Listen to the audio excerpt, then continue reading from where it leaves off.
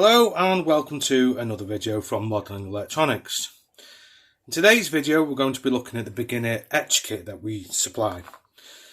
Now this is used for creating your basic circuit boards.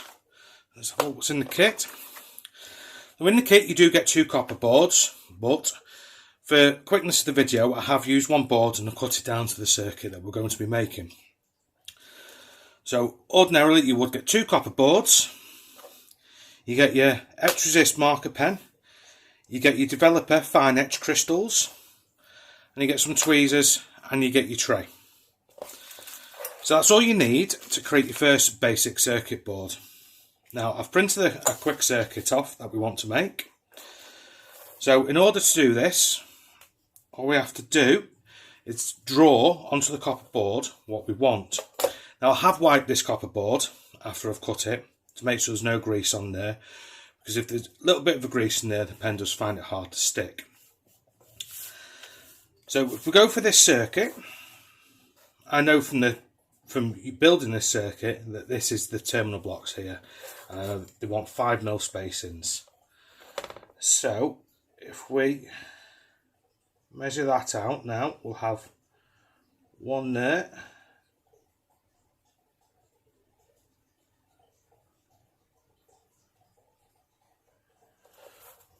it's not perfectly aligned, and we literally just draw not too fast. You have to be slow, otherwise the pen goes patchy and it etches around the inside of the mark. So we've got that. Now I know there's a diode and a resistor across there and there. Now they're 10mm spacings on them. So bottom diode, second diode, and third diode, and I know that is a capacitor.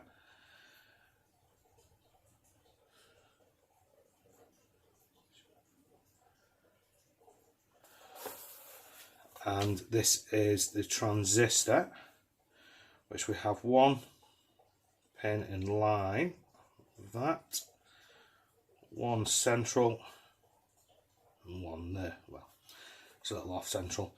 Right, so let's make those a little bit more dominant.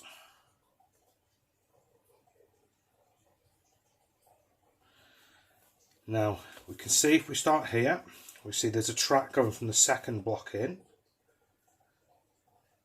Just draw nice steady lines.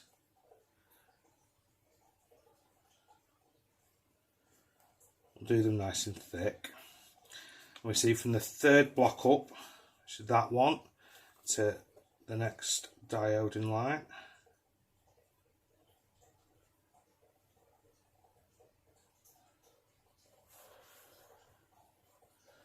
And these two are connected on the outside.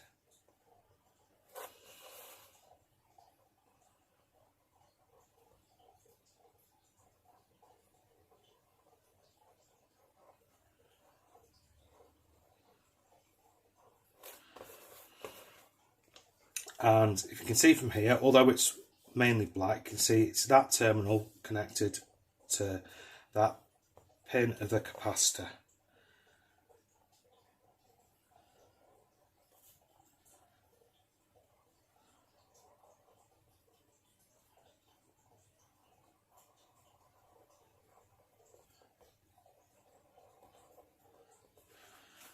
Now shading these in, you can't just scribble away, you do have to nice, slow and steady lines. Make sure you're covering it all. Any bits you've missed or just need going over, give it a minute or so for the etch pen to dry on the board, and then you can go back over it. Better coverage you get, the better the outcome of the board.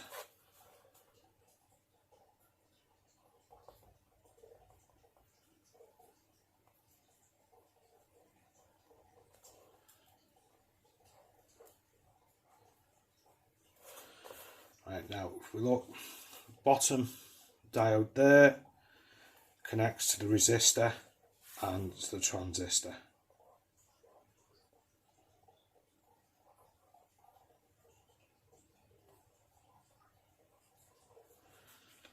Then we have the centre pin there.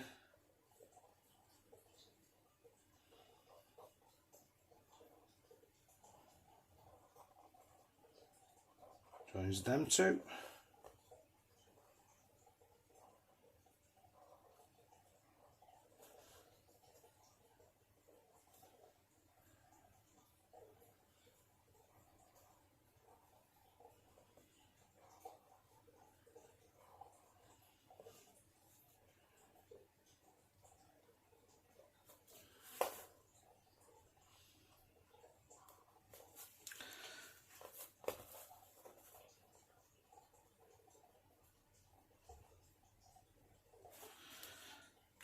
Now, that's our circuit drawn out.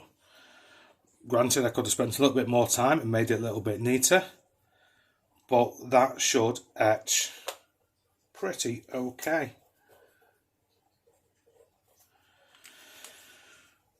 Right, so once you've got your circuit board drawn out, your tray, and your copper board goes in there. Now, the solution is 55 grams, which makes up 1/4 of a litre. So if we pack it, so it's nice fine powder. So you want hot tap water. Now I boiled the kettle because I'm working from the kitchen, just to show you that it can actually be done at home and you don't need a fancy workshop, etc. to do this. So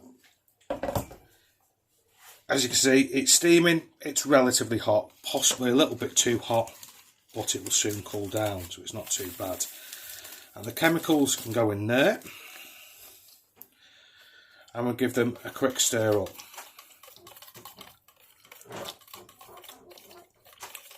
If you're doing it in room temperature water or cool water, it does take a while for the chemicals to dissolve, and it does make it a lot harder.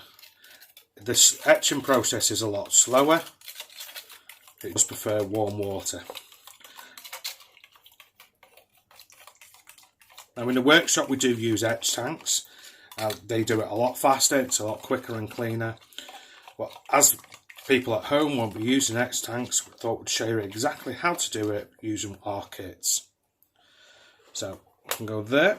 Now you just pour the solution on.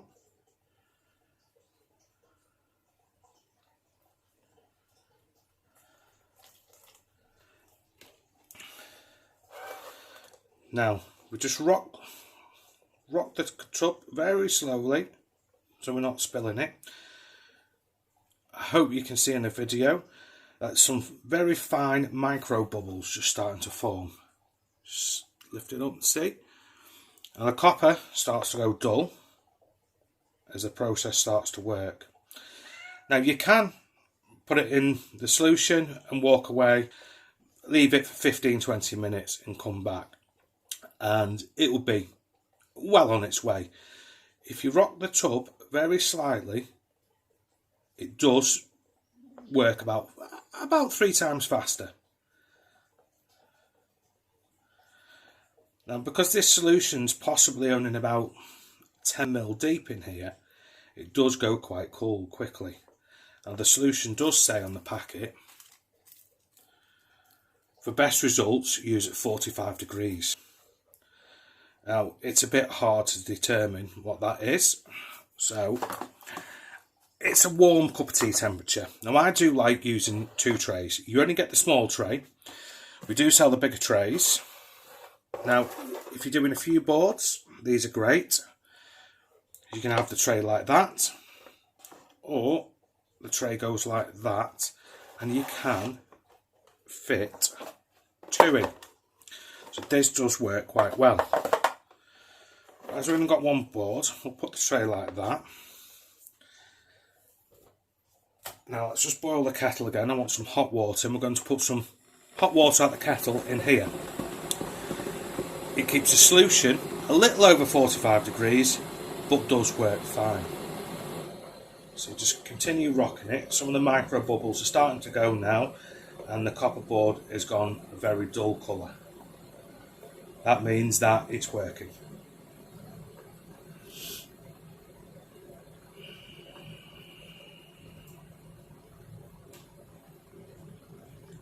Just continue rocking it. Now, I didn't want to be, and here's one we prepared earlier, because I thought, well, you know, people aren't going to feel that I've actually made that in the solution. So I wanted you to see it go from start to finish. So it does take about 10 minutes in here. So it is going to be a bit of a long-winded video, and I might be quiet for part of it. But I'm still here, and I'll still be rocking it away to speed the process up. Now, as you can see, the steam coming off there now. That does speed the etching solution up drastically.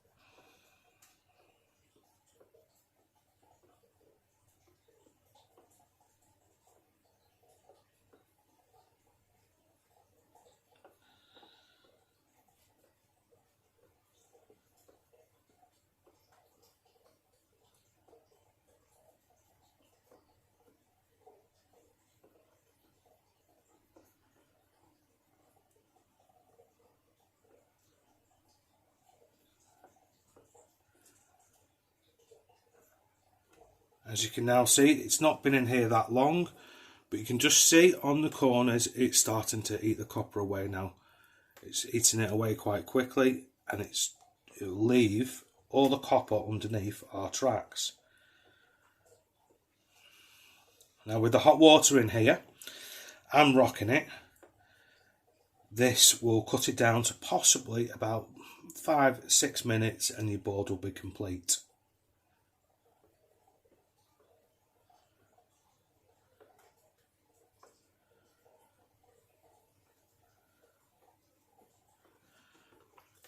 As you can see now, it's eaten at least half the copper away now, and we're nearly done.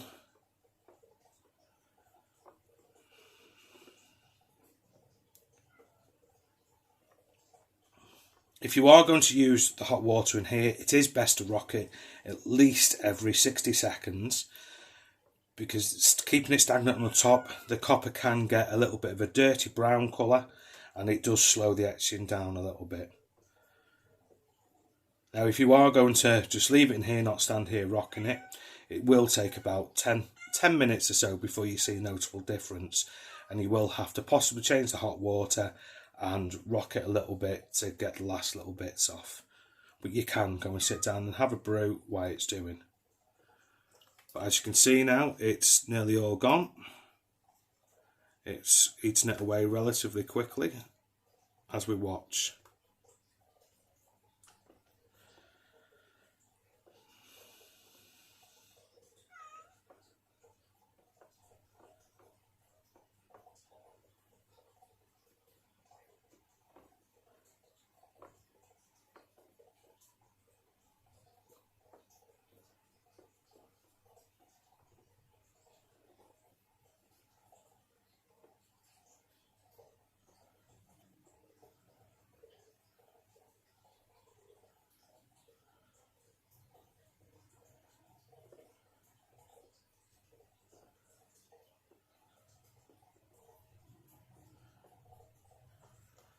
Now, as you can see, that is pretty much done.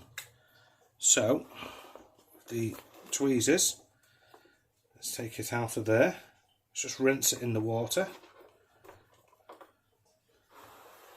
put it there. Let's move that tray out of the way.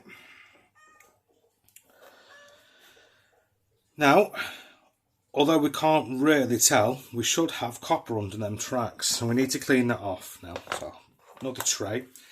Now, you can use acrylic nail polish remover to clean them off. It does do it where they're out. Acetone is the best solution for it. We don't actually stock this at the moment, acetone. You can get it. We will be stocking it shortly. Quick clean in there. And there we go, quick dip back in the water. Tray over there. And although it's not very neat and tidy, I did draw the lines quickly, that is our circuit. Now, you will need to spend a little bit more time for component line up, otherwise your components aren't going to fit properly. Now, although that's a little bit rough, it doesn't solder to that very well, so we do need to give it a quick clean up. Now, the best solution for cleaning them up is a little bit of wire wool. We just dry the board off.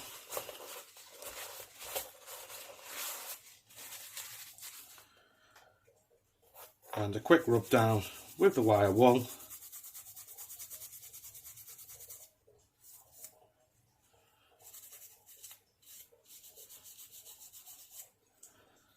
And there you have it. That will be solderable perfectly now, once it's drilled. Now, you can use the tin plating, which puts a very thin tin plate over the copper tracks, stop the copper tracks from oxidising. You can use the green coat, so you've got the green covering on the back of your circuit board. That helps solderability and also stops the copper tracks from oxidising. But we'll do them in the next video, and we'll do photoresist boards shortly. There you go. Thank you very much for watching. Don't forget to like and share.